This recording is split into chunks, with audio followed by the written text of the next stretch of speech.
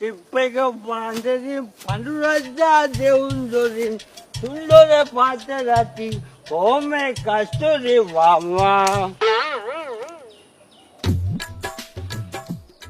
මම හිතන්නේ දේශපාලඥයෙක්ද?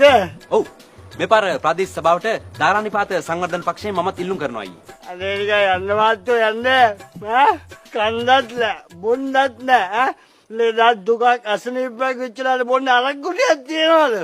තියනවා ගණන් ඈ වේදනාව කතා කරන්නේ මේක කාලා තියන්නේ නාන වේදනාව කතා කරන්නේ